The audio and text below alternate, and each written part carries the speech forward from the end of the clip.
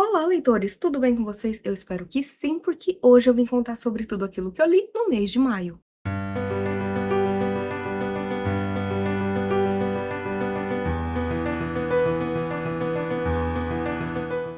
Pois é, gente, eu sei que maio já passou há muito tempo, mas eu fiquei muito doente, tô agora sarando da bronquite, minha garganta ainda não tá 100%, então colaborem comigo, não soltem minha mão. Mas maio foi o mês em que eu mais li, porque eu até gravei um vlog que eu vou deixar na descrição pra você conferir, em que eu li 7 livros em 7 dias, e lá eu entrei em mais detalhes sobre algumas leituras que eu vou falar aqui, mas no geral eu também li mais coisa nesse mês. E por conta disso, eu vou fazer algo um pouquinho diferente aqui, que é que geralmente eu trago aqui, né, as leituras do mês em ordem cronológica, mas dessa vez eu vou falar da leitura que eu menos gostei para que eu mais gostei. Então, vamos lá.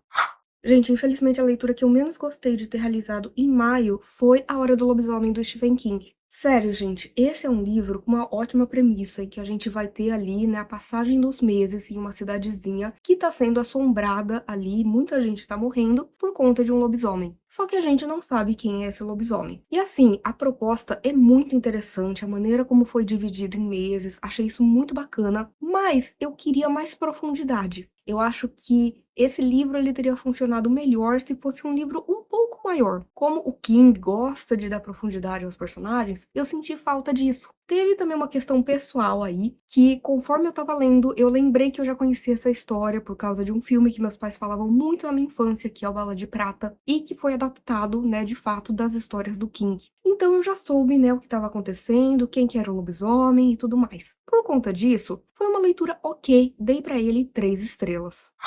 No ano passado, eu pedi para algumas amigas booktubers me indicarem livros para ler ao longo do ano e, finalmente, eu concluí o último deles, que foi Cérebro, do Robin Cook, que foi recomendação da Gláucia, do Alegria Literária. E esse livro, ela sempre falou muito sobre ele, porque ele é um thriller médico e foi meu primeiro thriller médico. E por isso, eu já achei interessante. A gente tem aqui, né, um homem que trabalha em um hospital na área de radiologia. Ele tem um amigo ali da área de TI e juntos eles estão desenvolvendo aí uma espécie de um dispositivo que consegue ler as chapas ali e já mostrar ali algumas anomalias, coisas que podem vir a acontecer, né? Algum tumor, alguma coisa que pode surgir. Só que de repente, o nosso protagonista começa a perceber casos de diversas moças com a mesma anomalia e que, de repente, tudo vai se complicando ainda mais quando a gente começa a perceber que muita gente não quer que ele saiba o motivo, o que está acontecendo, e começam a encobrir isso enquanto ele tenta buscar respostas. Gente, o livro foi muito interessante com a premissa. A gente tem uma história que é muito frenética, sabe? A gente também fica se perguntando o que está acontecendo. Aqui tem cenas de terror que são mais terror do que livros de terror. Teve uma cena ali de uma cirurgia que, meu Deus, vai ficar na minha cabeça pra sempre. Mas o final me perdeu muito. Eu acho que o final, além de ter sido muito rápido tudo que tá acontecendo, eu acabei não comprando algumas soluções que são mostradas ali. Então, por conta disso, eu dei pra ele 3,5 estrelas. Foi uma leitura bem bacana, mas não foi minha favorita.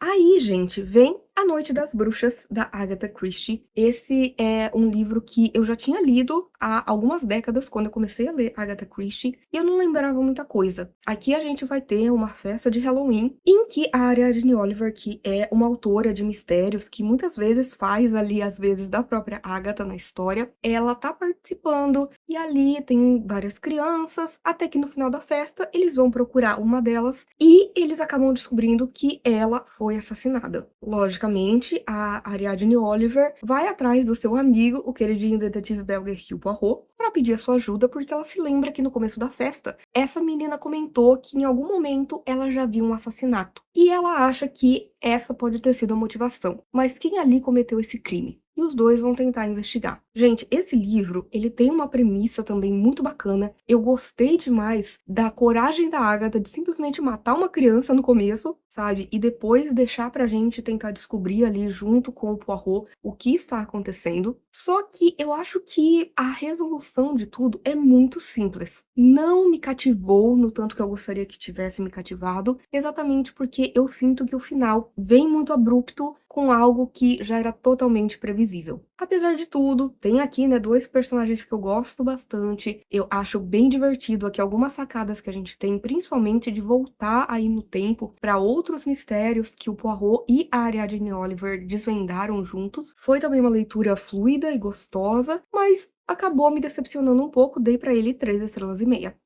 Agora, gente, eu preciso falar de Blind Owl. Esse livro, eu acabei indo atrás dele por conta da Amy, que é uma booktuber gringa que eu gosto bastante. E ela fez um vídeo falando exatamente sobre livros perturbadores. E aí, vocês sabem, né, gente? Falou de livro perturbador, tô ali. E esse livro é um clássico moderno que tem aqui como protagonista um homem que ele vive ali uma tragédia, uma coisa terrível acontece que o está envolvendo. E essa é a primeira parte do livro. E aí a gente vai para a segunda parte, em que ele vai decidir sentar e escrever a sua história desde o início. E assim, gente, é um livro que a gente vê que o protagonista, ele é uma pessoa que tem diversas questões, principalmente de ordem mental e como isso o afeta, mas também ele não é uma pessoa agradável, tá? Principalmente aqui, ele tem muitas falas machistas e misóginas que me incomodaram, mas quando eu terminei esse livro, eu terminei querendo voltar pro começo para perceber melhor as nuances do personagem e as questões que ele carrega. Eu acabei dando para ele 3 estrelas e meia, porque como eu disse, foi um livro que apesar de ser muito rápido, ele se arrastou, ele não foi um livro que foi confortável, foi gostoso de ler, mas foi um livro que depois que eu terminei eu falei: "Nossa, mais pra frente eu talvez releia pra pegar aí tudo que eu não peguei na primeira vez que eu li". E apesar de eu detestar o protagonista, vai ser uma história que vai ficar comigo e eu acabei dando pra ele então também 3 estrelas e meia. Indo agora para livros 4 estrelas, eu preciso falar sobre o segundo volume de Count Crowley, do David Dastmalchian, com ilustrações do Lucas Kettner, que é o Amateur Midnight Monster Hunter. E a gente conhece no primeiro volume a protagonista, que é uma repórter. Ela sofre ali com alcoolismo e uma briga televisionada, em que ela realmente está muito bêbada, ela está muito fora de controle. E aí, o que acontece é que, como o irmão dela é dono da emissora, e ela precisa de um emprego, ele deixa então que ela fique ali apresentando uma sessão da meia-noite de filmes de terror, já que o apresentador se aposentou, né? Ela vai ficar no lugar e realmente dá muito certo. As pessoas começam a gostar da figura dela, só que de repente aparecem ali monstros reais que começam a persegui-la. E ela vai ter, né, que contra a sua vontade se tornar uma caçadora de monstros. E o primeiro volume, ele é bacana com uma introdução, mas o segundo ele me impactou muito mais. O segundo, ele vai falar um pouco mais, não só, né, da história dela, ela tentando ali, né, de certa forma superar, né, tratar essas questões que ela tem. Ela também tentando ajudar um dos monstros e a gente também vai saber mais sobre o antigo apresentador dessa sessão da meia-noite e vai terminar de uma maneira que eu não estava esperando. Eu acho linda as ilustrações do Lucas Kettner, é uma coisa bem pulp, sabe, me faz lembrar muito dos traços ali, no caso mais dos anos 90, principalmente com a coloração, e a história tá se provando ser muito sensacional, tá me prendendo bastante, eu mal posso esperar para ler o terceiro volume.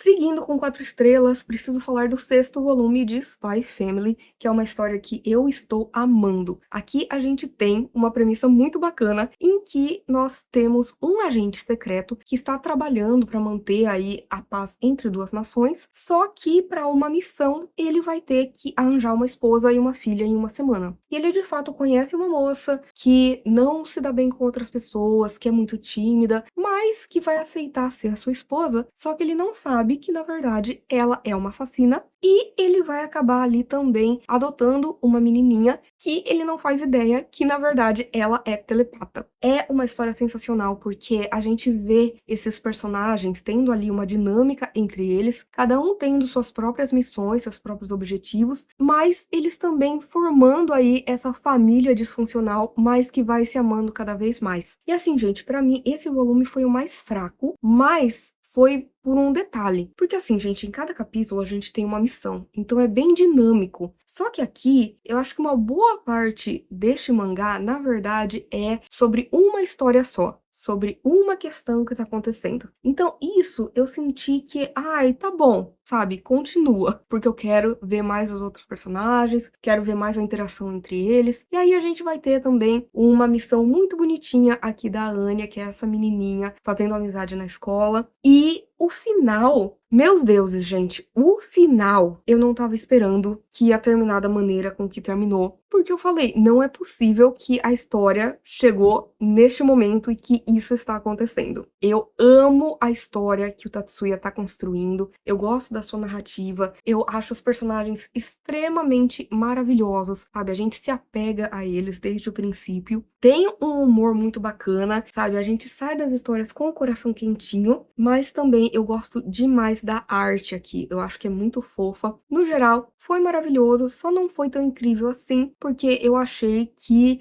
acabou se estendendo demais ali numa parte que não precisava tanto assim. Porém, mal posso esperar para continuar Spy Family.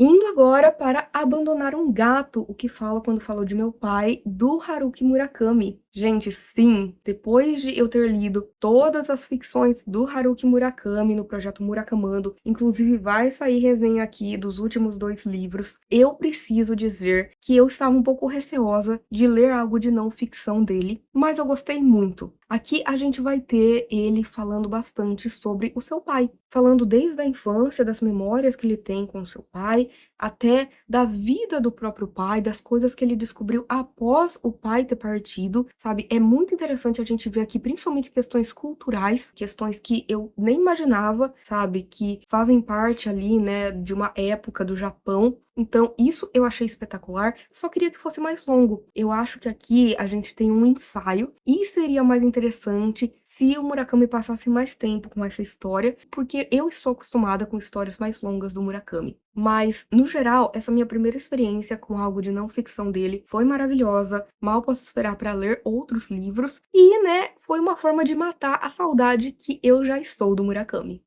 E, gente, finalmente veio aí, Insônia, do Stephen King. Ai, gente, quem acompanha esse canal sabe desta saga que foi para eu conseguir concluir esse livro, porque esse livro apareceu na minha TBR várias vezes e eu fui passando outros livros na frente, mas finalmente eu coloquei ele na minha lista de 25 livros para ler em 2025 e veio aí, e veio muito, gente. Assim, esse é um livro que vai contar a história do Ralph, que é um senhor, ele acaba de perder a esposa, ele começa a ter uma insônia que só vai piorando e muitas coisas estranhas começam a acontecer na sua cidadezinha, que é Derry. Pra quem não sabe, Derry é uma cidade que aparece em várias histórias do King, principalmente aí em It a Coisa, que é um dos meus livros favoritos. E de repente o Ralph vai se ver entrelaçado no meio de uma grande maluquice que vai falar sobre planos astrais, sobre outras dimensões e sobre a Torre Negra. Gente, este livro, ele é um prelúdio para a Torre Negra. Aqui a gente vai saber mais sobre a torre, como ela funciona, quem é o grande vilão, porque é o mesmo vilão deste livro. A gente vai ver também o lado oposto. E a gente vai ter aqui algumas aparições surpresas que mexeram muito comigo. Gente, esse livro, ele foi muito longo. Já vou falar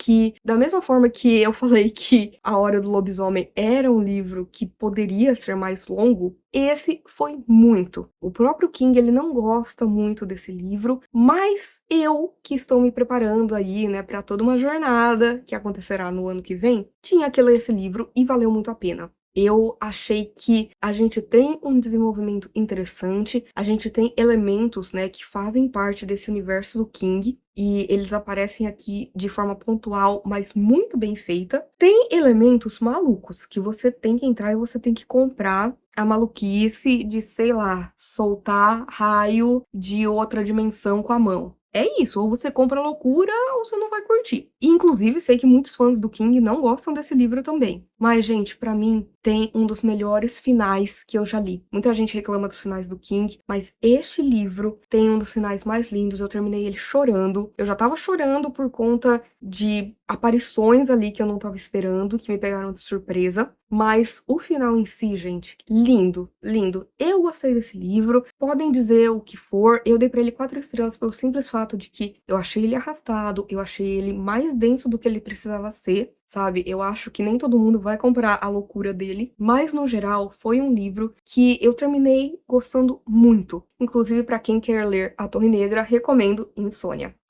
Finalmente vamos aí para 5 estrelas e eu preciso falar de Wild Spaces, de S.L. Coney. Gente, este livro, ele apareceu na minha vida de surpresa. Eu estava vendo indicações de histórias Lovecraftianas, né, pra já me preparar para o gosto cósmico, e eu acabei esbarrando com este livro. É um livro bem curto, o audiobook dele tem 3 horas, e aqui a gente vai acompanhar a história de um garotinho, né, que vive ali muito bem com seus pais, acaba de resgatar um cachorro, só que de repente tudo muda quando o seu avô, que ele nem sabia que tinha, ressurge ali do nada e de repente a gente vai perceber que esse avô é muito estranho e que de certa forma tem um motivo para ele ter voltado para esta família neste momento. Esse livro, gente, ele foi um soco no meu estômago, porque ele é muito simples, ele é bem linear, acaba sendo previsível, só que a maneira com que S.L. Coney escreve é impressionante. Porque eu não conseguia parar de ler, quando eu não estava lendo eu estava pensando sobre, e aí o final é de uma delicadeza atroz. É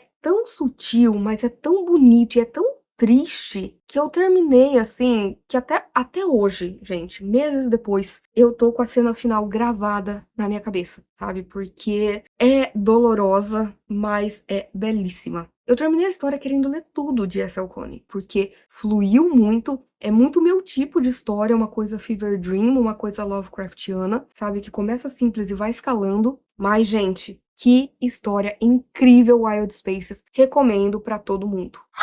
E antes de eu falar sobre a melhor leitura que eu realizei em maio, eu quero pedir encarecidamente que você se inscreva aqui no canal, que você curta esse vídeo, que você compartilhe, que você comente, que a gente vá conversando aí nos comentários, porque tudo isso me ajuda demais e você também vai estar ajudando a espalhar aí o amor pela literatura. Então agora sim, preciso falar sobre essa leitura que abalou o meu mês de maio.